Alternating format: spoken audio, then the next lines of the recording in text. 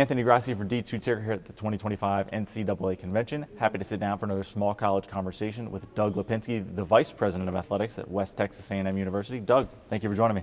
I appreciate it. So we sit here right now, you're in month 5 as the Director of Athletics. Yeah. How's that going so far? It's fast paced. Being my first 5 months in the chair, things are coming at you pretty quick, but we're enjoying it. Somebody asked me a little bit earlier kind of about that. I said some days the seat's hot, some days the seat's cold, and every day is a little bit different. Why was West Texas the right fit for you? Yeah, great question. So, at my former institution, Grand Valley State, I'd been there 22 years, and we had great success. On the external side, we did great things, set records in revenue generation and marketing and attendance. And when you're there that long, obviously opportunities come along. And so for me, I think, there was a few things. One, the timing was right. And so when we looked at it as a family, it was, you need to bet on yourself, right? And so that was the first thing.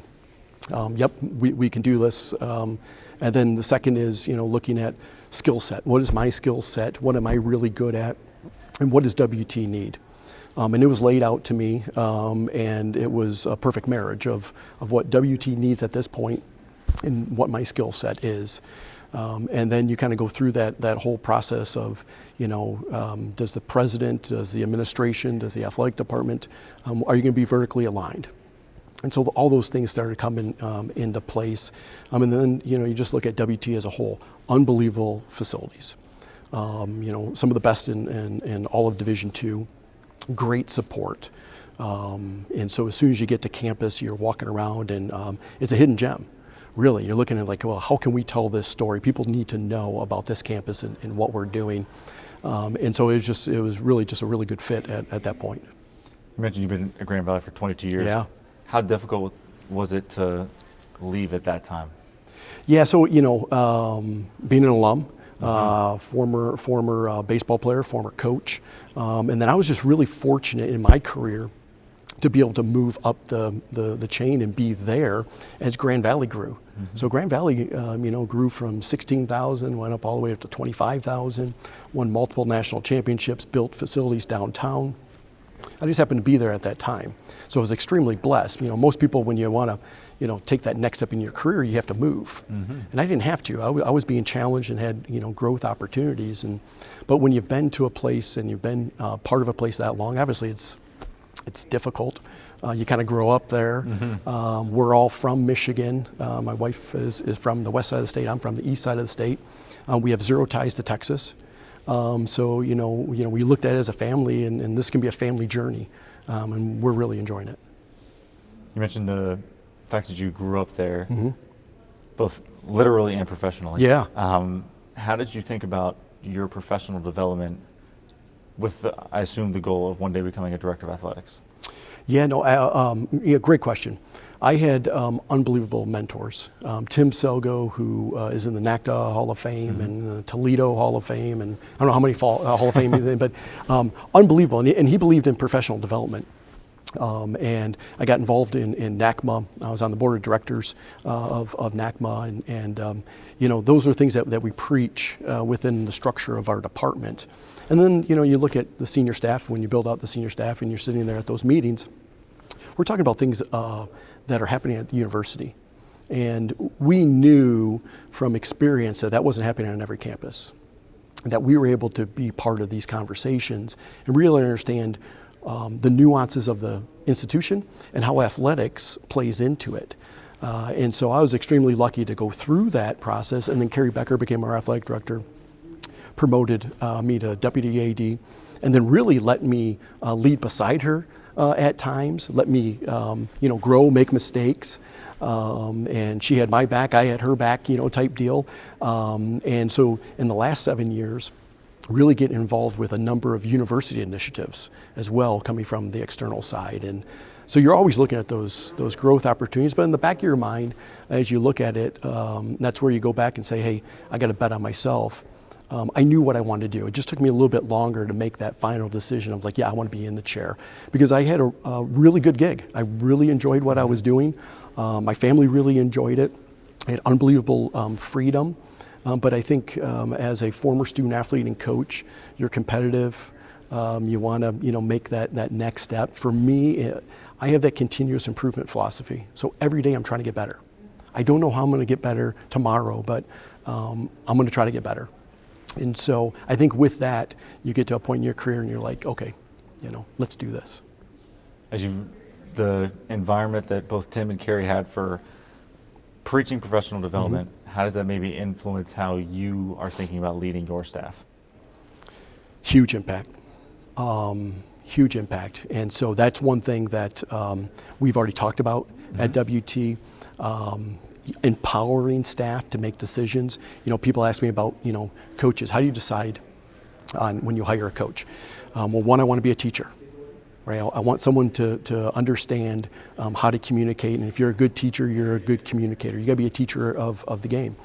And I want a CEO. I want someone that can run the entire program, be the director from recruiting to X's and O's to understanding today's youth, parents, the whole 9 yards.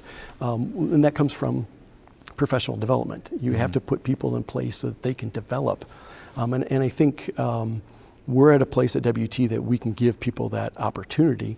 And so we talk about that every day. How are we going to get better? And we'll have a recruiting retreat. We'll bring people in. We'll have a student athlete panel.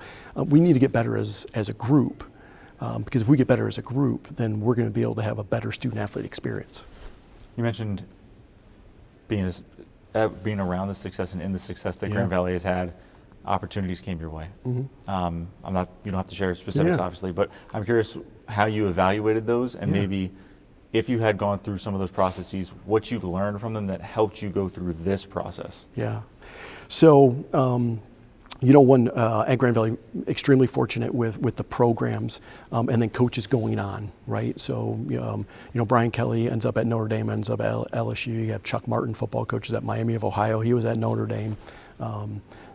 Mike Denbrock, who's the OC at Notre Dame. I mean, you can go on. Florida State, they're all, so what happens is, you have those opportunities to possibly already have a relationship with a coach or administrator. And then when you've won 16 Directors' Cups, the rest of Division II looks and says, hey, how can we capture that? And they'll view what you're doing and say, okay, can you replicate that at our institution? And so when you go through, process, obviously first evaluate where it is. Is it going to make sense for the family? What does it look like from job opportunity? So you go through that as your first phase before you probably get into the interview phase. When you get to that part, now it's everything from, like I said before, is everything vertically aligned? What are you looking for out of the next director of athletics? Is it reasonable? Do you have the finances for it? Do you have the facilities for it? What exactly are we trying to do? And the impact that we're going to have on an institution, not just our student athletes, but as an institution. And I think that's really important for today's athletics. And when you're evaluating, where are you going to play? What does your president, what does your cabinet, maybe your board of directors, how do they value athletics? I think those are the key things. And obviously there's key questions. And of course you come to these conventions and you learn a lot. You're writing it down. Okay, when I'm there, I need to make sure I ask this question, I ask this question. And then over time, you already know what questions to ask. Some of the young folks I've told me, when you have some opportunities, it's good to go through an interview process. You need to get that experience. There may be a job that you're not sure, but go through. You never know, but sometimes you need to get that experience as well, because one day you're going to be on the other side of it. Right. And are you going to be prepared for that? And I think that's our responsibility as leaders in the industry to allow our students, our student athletes, our younger coaches, if it's assistant coaches, having time with the AD. Because what do they want to do? What do they aspire to do? Do they want to be a head coach, or do they love? There's assistants that have been assistant coaches for 30 years. They love that. Right. But you have to give them access, and I think that's part of it. Again, the mentorship that I had, they gave us access to be in the room. So you're hearing things, you're understanding things, which obviously is developing you as a professional for later. So you mentioned this a couple of times, that you determined that there was vertical alignment at WT. How did you do so? Yeah. Because that's not something you can easily figure out, and also there's the potential that while they are interviewing you, you are also interviewing them, and they're going to probably put on their best face and make sure they say all the right things and show all the right things. That, well, I'm not saying that's the case at WT, absolutely, but there's the potential that that's not always the case. So 100% right. One, you have to know what questions to ask. I'm very transparent, maybe sometimes to a fault, and I tell my staff that, like, hey, here we go. This is what it is, and this is the truth. Coach Matt Mitchell, who is at Wisconsin now, when he was head coach at Grand Valley, he had Tell the Truth Sundays. And so you have your game on Saturday, and then on Sunday, there's going to be a time. It's all a brotherhood there, but we're going to tell the truth. You missed that block, this happened, all that. And so there's times for that. And I think, we're all human. And I talk about this as well, as like, time is so valuable. Everybody, you don't know how much time you have. We're human. And so you have to be really efficient and effective with your time. So when you're talking about being vertically aligned, well, I'm going to ask those questions. How do you value athletics? How are you supporting athletics? How does our donor base support it? What are the academic side? How do they feel about it? Not only that, show me, right? So show me the budget. Show me our ASRs. Show me that information as well. They're going to take you around and show you all the great facilities, right? They're going to take you to a nice dinner and all those type of things. You have to get into the trenches and ask those questions. That comes back to the professional development. If you've had access before, you're going to know, okay, this is where I think we can go, but you're never going to get all your answer or your questions answered, but you need to have that list, and you can tell. You'll be able to tell from if it's a 3-5 year history related to budgets and all that, what they think about your department. And so how long the president's been there, how long the vice presidents have been there, are they aligned? When you separate and you talk to a vice president and then you talk to the president, are they saying the same thing, or are they on different pages? And so you're 100% right. As they are interviewing you, you are interviewing them. And Tim Sogo, former AD, when we would bring people on, he would tell us, you got to sell it. We're going to sell it. We're in the recruiting business, so we're recruiting this coach. We're actively recruiting while they're there. Not as much interviewing, but we're actively recruiting. So whatever that means, that's what we're going to do. Now that you're kind of on the other side, you're the one that's doing the selling as you're trying to hire people. How do you think about the right fit for a coach, or maybe some of your senior staff as you're building that department out? Yeah, I think we have a great staff right now, a veteran staff. I'm the new guy coming in, right? And so I think there's a couple different things. One, I think I've always been flexible in my approach. That's completely different than adaptability, okay? And that's adapting to things that are already there and that are working. If they're not working, then that becomes change. And so you have to evaluate those and what that looks like. As someone coming into it only being there 5 months, probably a couple of the struggles is the adaptability. The flexibility, I've been doing it for 20 plus years. The adaptability of, hey, this is a new system. Can I adapt to how it is? I think those are the challenges of being patient. The evaluation process and how you're going to recruit, if it's a coach or a senior staff member, again, is I'm very honest. This is who we are. You're going to like us or you're not. You're going to like our location. You're going to like the institution. You're going to want to work with us or you're not. We're going to tell you all the good things. We'll showcase some of the maybe not so good things, because I want you to know what you're getting into. I want you to have your eyes wide open, because that's how you're going to get better. You're going to know these are our challenges or hurdles or whatever it may be, and then you're going to be able to move us forward. Hopefully you can tell by how I talk about athletics. I'm very passionate about it. I love it. Being a former student athlete, we're just in the featured session talk about when we get to do this. We are extremely lucky to be in collegiate athletics, and as much as everything is going on, right, and paying student athletes and all that, I'll tell you what, it's one of the most rewarding jobs that you can have, and the impact that you can make on people's lives is the reason why I'm doing it. Absolutely, yeah. Doug, I'll get you into this last big topic. Yeah. You know, we're here in Nashville at the NCAA Convention. I'm curious what the big picture items that you are focused on and how those will impact WT. Yeah, so I think, overall, to modernize the department, right? And that's because of everything that's changing, the landscape of collegiate athletics. And what I mean by that is, one, looking at the structure. So structure, organizational structure.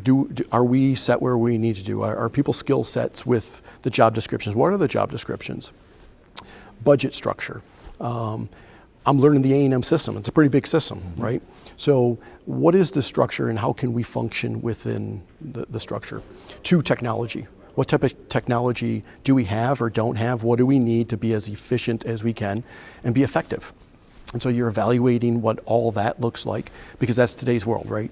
18 to 24-year-olds, and we're in the recruiting business. We're recruiting every day. If it's a donor, if it's a fan, if it's a student, if it's a student athlete, if it's a coach, a future administrator, you're in that. And so you're going to have certain technologies to be able to do that.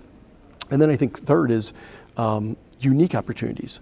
What makes WT unique? What is our competitive advantage over other institutions? So you have to identify those, and then what you do is you end up telling the story, and you got to figure out how to be able to tell the story and get that information out to the public and talk about what you're doing. There's so many positive things that are happening on campuses across the country. When you're on a campus of higher education, you'll be surprised on how much education you need to do to other folks. Even though they may have a really fancy title, they don't know what you're doing on a daily basis. And that's our job, and our job is to showcase and create the greatest value we can for the athletic department to the institution. So when they view us, they're like, listen, they bring over 100,000 people to campus through camps and clinics and that. We win. Our social media accounts are doing well. And so we need to be able to showcase that value. You can't expect an institution or a president or whoever to invest in athletics if you can't showcase your worth. And sometimes you have to quantify it. And that's where the technology comes in as well. And the ultimate is obviously graduate our student athletes and have them be successful in society after. Excellent. Doug, excellent message. Thank you so much for sharing the insights. Best of luck as you get rolling with West Texas. Awesome, I appreciate it, thanks.